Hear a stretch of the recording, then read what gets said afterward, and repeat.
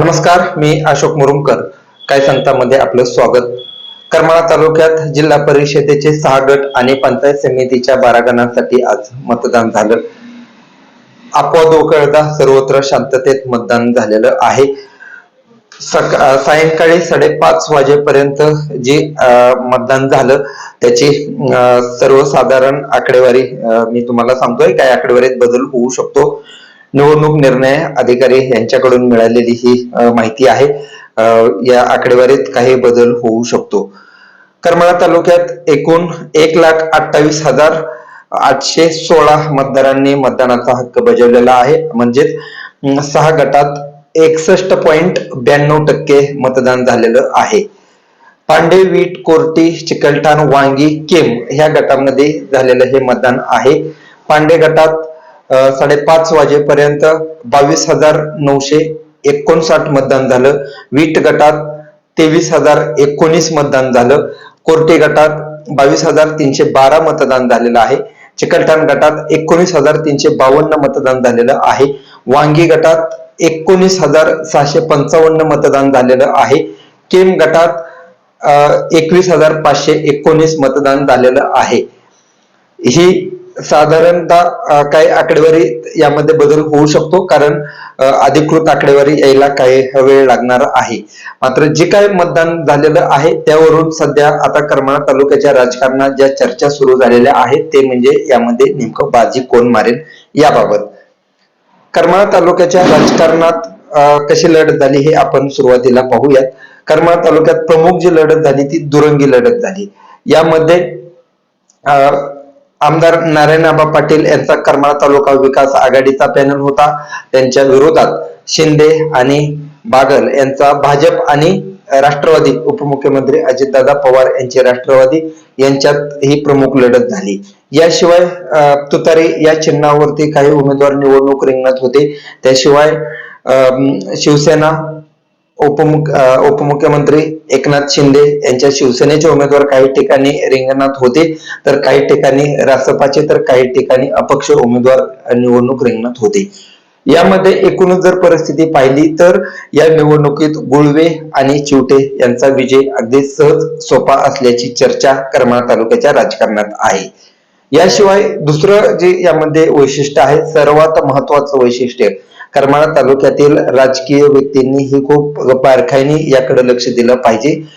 सावंत यांची जी बूथ यंत्रणा आहे ती चर्चेचा विषय ठरलेली आहे, कारण त्यांची बूथ यंत्रणा अतिशय सूक्ष्मपणे कार्यरत होती. पांडे जिल्हा परिषदेच्या गटात सावंत यांचे उमेदवार निवडणूक रिंगणात होते आणि त्यांची जी पांडे गटात त्यांनी बूथ यंत्रणा लावलेली होती ती अतिशय सूक्ष्मपणे म्हणजे लक्षवेधक अशी त्यांची बूथ यंत्रणा होती. या ठिकाणी भाजपच्या नेत्या रश्मीदीदी बागल या निवडणूक लढवत आहेत. त्यांच्या विरोधात सावंत आणि वारे यांच्या लढत झालेली आहे. वारे यांची ही एकाकी लढत होती, कारण त्यांना तुतारी या चिन्हावरती ते निवडणूक रिंगणात होते. खासदार निलेश लंके असतील किंवा खासदार धैर्यशील मोहिते पाटील असतील, त्यांच्या विजयासाठी सभा झालेली होती. पांडे येथे लंके यांची सभा झाली, तर रावगाव येथे खासदार धैर्यशील मोहिते पाटील यांची सभा झालेली होती. मात्र एकूणच जर पाहिलं तर पांडे जिल्हा परिषदेच्या गटात वारे यांची एकाकी लढत असल्याचं पाहायला मिळालेलं आहे. सावंत आणि बागल यांच्यात नेमकं कोण बाजी मारल हे पाहावं लागणार आहे. इथे तिरंगी महत्वाची लढत झाली. त्यामध्ये बागल हे भाजपचे उमेदवार आहेत, त्यामुळे इथे बागलांसाठी प्रतिष्ठेची निवडणूक झालेली आहे. मात्र यामध्ये नेमकं बाजी कोण मारेल माहित नाही, याकडे सर्वांचं लक्ष लागलेलं आहे. या गटात 22,959 मतदान झालेलं आहे.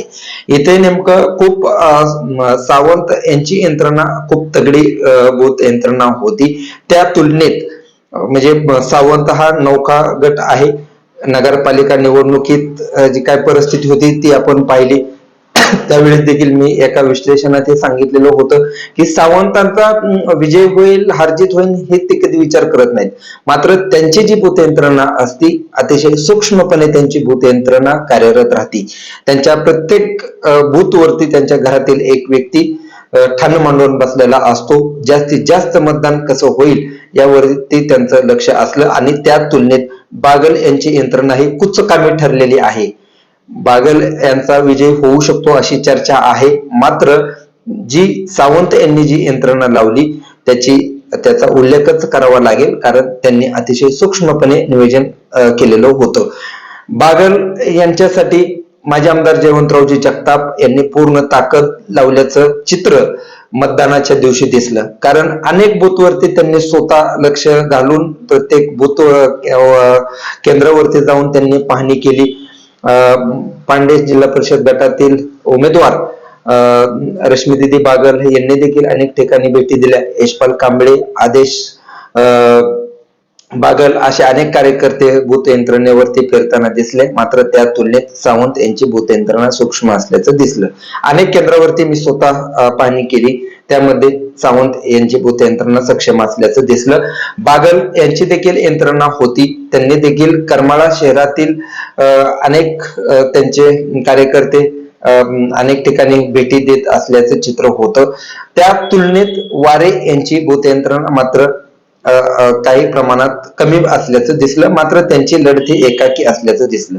त्यानंतर वीट गटात मात्र चिवटे यांचा विजय होऊ शकतो अशा चर्चा आहेत. नेमकं काय होईल माहित नाही.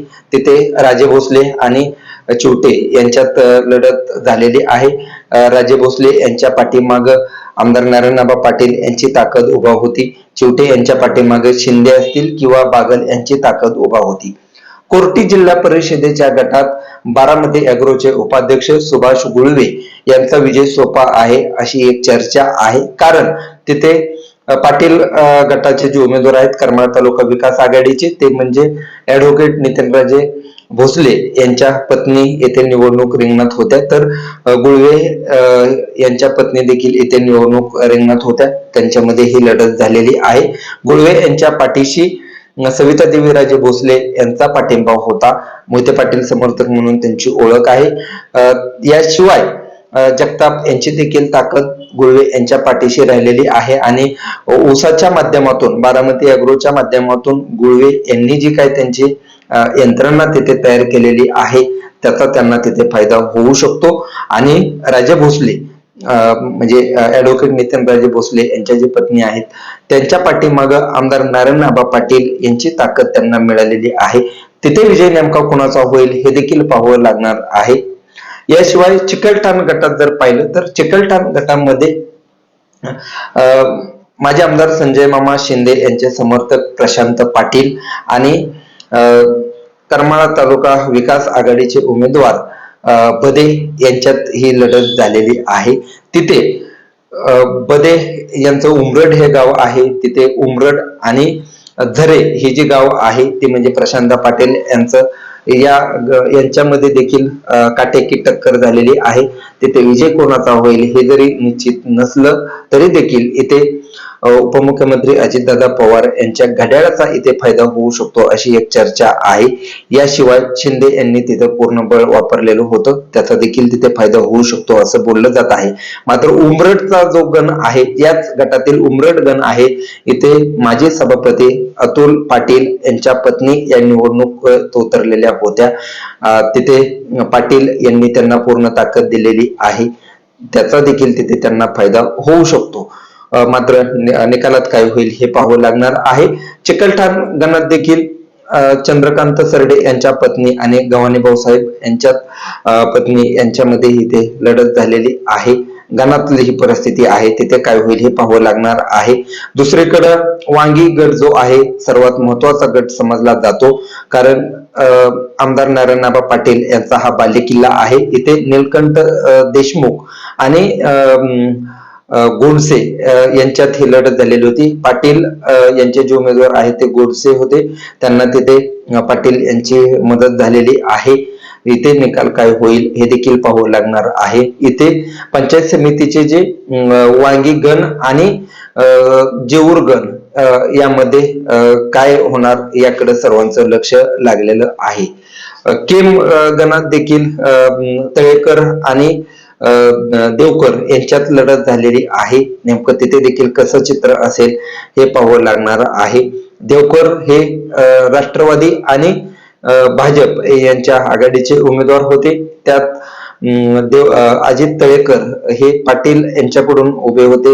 त्यांच्यात कशी लढत होईल हे देखील याकडे देखील सर्वांचं लक्ष लागलेलं आहे. याशिवाय शिवसेनेचे उमेदवार जे माजी आमदार संजय मामा शिंदे यांच्या गटातून बंडखोरी करून निवडणूक रिंगणात उतरलेले होते अण्णासाहेब पवार यांच्या पत्नी, ते देखील किती मतं घेतील हे पाहावं लागणार आहे. त्यांचा देखील तगडी प्रचार यंत्रणा होती. यात नेमकं काय होणार हे देखील पाहावं लागणार आहे. इथे तुतारी या चिन्हावरती अमरजित साळुंके हे निवडणूक लढवत होते. त्यामुळे तिथे देखील खूप अडचणीचा सामना पाहायला मिळणार आहे. साडेगणात माजी आमदार संजय मामा शिंदे यांचे समर्थक दशरथ शेठ घाडगे हे देखील या निवडणूक रिंगणात होते. तिथे देखील काय होईल हे पाहावं लागणार आहे. वीट गटाची जी परिस्थिती आहे तिथे आपण पाहिलं, वीट गटातील हिसरेगण इथे राष्ट्रवादीचे तालुका अध्यक्ष म्हणजे माजी आमदार संजय मामा शिंदे यांचे समर्थक भारत अवताडे आणि जगदा पाटील यांच्या गटाचे जगदाळे यांच्यात लढत झालेली आहे. तिथे देखील चित्र कसं असेल हे पाहावं लागणार आहे.